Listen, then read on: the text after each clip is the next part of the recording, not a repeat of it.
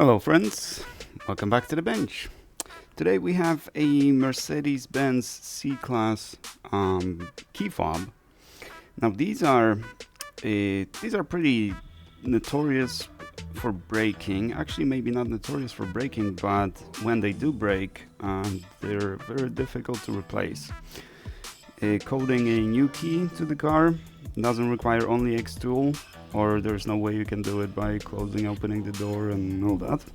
Not only you need an X tool, but you need an external the adapter that will allow you to read the code, to read the key and program the vehicle into the key. And in addition, if you just purchase a blank key, or not even blank key, like used key or whatever off eBay for like $8, $10, they don't come with the password, and you need that password for the key to program the key. So it's kind of like a key for the key. So these are really ridiculously high security. I don't know why, but well, I guess the car manufacturers care about my car more than the insurance companies. Anyways, we have the key disassembled, and now few things that go wrong on these. Some are recoverable, some are not.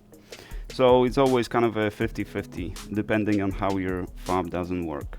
This one doesn't work at all, meaning it doesn't, when you put it in the car, nothing happens, and when you press the buttons, nothing happens. So it's completely dead. And the way we can test it on the bench is when we put the battery and get a simple IR reader. Now RF is not going to light up when I press the buttons because it's this is for low frequency yeah, well, I guess 433 megahertz. So the remotes like these, right, the old ones, they will register on this one. But we have two ways of communicating. One is radio, the antennas here, and the other one is infrared. And infrared is what we can read. So if I do this, I should see flashing IR diode. I don't, so this is dead. And I already disassembled it and examined it. Did the inspection, so I know what's wrong with it, and this is actually pretty easy repair. But before we do, let's take a look what's inside. And there's not a lot of stuff. We have Atmel microcontroller, that's the heart of our device. This is likely, I'm just kind of guessing, I'm making the the educated guess. That this is memory. This key fob is capable of remembering a lot of stuff. From what I know, it even remembers how many times the car was opened, closed, how many times the key was inserted in the ignition. So this is likely a memory. I deduced that from this chip being very close to our Atmel and being connected with multiple pins, multiple traces go between those two chips, and we have a quartz 12 megahertz quartz that supplies Atmel with frequency, with base frequency. We have a big coil, that's our antenna, and that antenna appears to be controlled by this chip. This chip is available. You can purchase this chip and replace it. As far as I know, there's no pairing or any kind of anti-repair measures around this particular chip.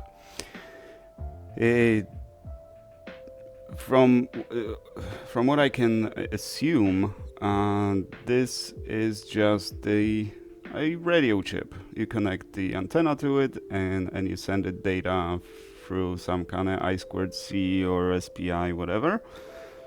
And that data is being transmitted over radio, and it goes into directions, I assume.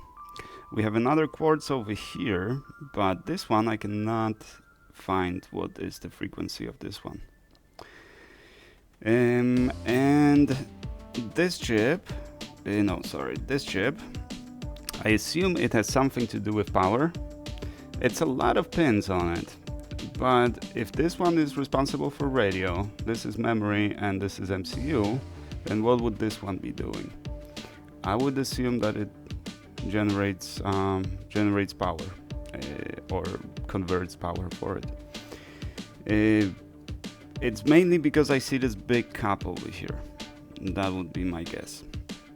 And this chip, not available. Or at least I can't find it. So out of those 4 chips, only this one is available. Now, what typically goes wrong with them? Okay, first thing, the buttons, right? The buttons can be replaced. This one, as you can see, already shows some signs of... Oh, actually, they're all like that. Yeah. You see, so that is going to be the first thing that will break. Well, maybe not the first thing, but this is one of the things that break. You press it too hard, or it gets some liquid and stuff, and it just stops working. Easily replaceable. Maybe not easily, but replaceable. Second thing, if your radio doesn't work, but infrared does work, so when you put the key in the car knows that the key has been inserted. That means our infrared is working. But nothing happens when you press the buttons. Then replace the radio communication module. This is QFN16 chip, available in China. Third thing, obviously capacitors, right? When the fob is dropped, experiences a lot of kind of rattling in the pocket along with the keys and stuff. The caps can go short. It usually is easy to find, especially when you have thermal camera. Otherwise, it's still relatively easy to find because the circuitry is not very complex, very few passive components. So we have caps, we have buttons, and the quartz. The quartz will break the same way as capacitor will. It also doesn't like being dropped, and it doesn't like being hit. And the quartz can just break because it's crystal, right? This can happen even without necessarily dropping. It can happen from vibrations. So just measure, right? If you turn it on and there's no frequency, no signal on the quartz, then likely it has been damaged, but not necessarily. We cannot replace this one or this one. No way. We have code in this one, and we probably have some memory pre-programmed this one, and that's probably what holds the vehicle data and the VIN. That's how it identifies whether it's for this car or other car, right? And lastly, the infrared. So if you have the situation where the buttons work and you can open and close the car, but you insert the key to the ignition and the car doesn't let you can turn the key, but nothing happens. That's usually because this has problems communicating. And that could be as easy as just replacing the cover. Right, we have, so this is letting through the infrared, right, only on one side. And if something obstructs it here, maybe there is a lot of gunk on it, that could explain why the car doesn't see the key. So these are typical problems, but what is the problem with this one? This one actually has very unusual problem I have never seen, and this, it looks like someone removed the battery with something really sharp, and instead of, because this will cover it, right? So instead of getting underneath the battery, he got underneath this piece, right?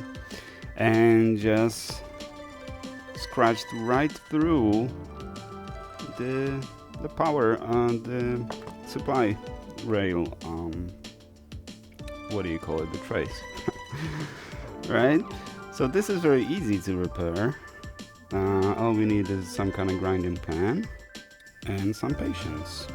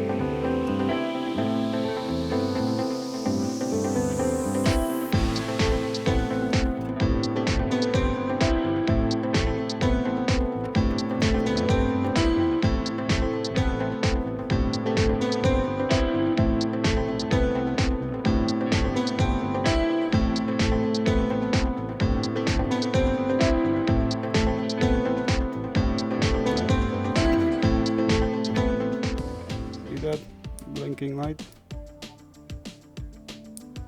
Now the remote is working. So unfortunately I cannot test the radio, not with this device. I might get a better device maybe in the future, but normally with these remotes it's usually rather obvious what's not working, because either the buttons are not working or there's no infrared, and usually it's the buttons. I would say the majority of the buttons. But this one's good to go. It can be re-glued. Unfortunately this one is glued. I mean, you don't have to necessarily glue it, because the external parts will hold it together, but I glue it because, you know, it's a key fob. You toss it around, and crazy expensive devices as well, if I may say so. It's ridiculous how expensive it is, even to just get the replacement remote or the fob. And let's give it one more try. Oh, works better when you put the battery in. Definitely works better. It's a bit more effective. There's slightly more power with battery. And we have blinking. As you can see, only when you direct. It's not going to tell you what it's saying, but you see that it does work. So that confirms, since with this one the failure was that it completely didn't work. I call this one repaired, because now it shows signs of life, and obviously the fault was very, very obvious. Sometimes faults are not as obvious, and I can't really test it until I send it back to you and you test it in your car. Some repairs are like that, and unfortunately it's still, you know, the fob on eBay should cost you around 80, maybe $100. Then you need X tool and the external adapter for these keys, so you can program it. X tool is about $500. Well, depending, maybe you can get one for $350, closer to $350. The adapter is about $100, and the fob. So, you know, if someone offers you to replace this key or program this key for about $150, key included, that's a great price. But you're likely looking into, well, the dealership. It's like $1,200 to get this done at the dealership, and independence, I don't know, 250, 450, that kind of stuff. It's a huge rip-off. This repair, since I didn't have to put any components, and it took me 15 minutes, then this is going out just for a bench fee, so $35, and your fob should work. But as I said, we'll know as soon as you receive it. Alrighty, that will do for today. Thank you guys very much for watching. I don't remember who this is from, but thank you for your business.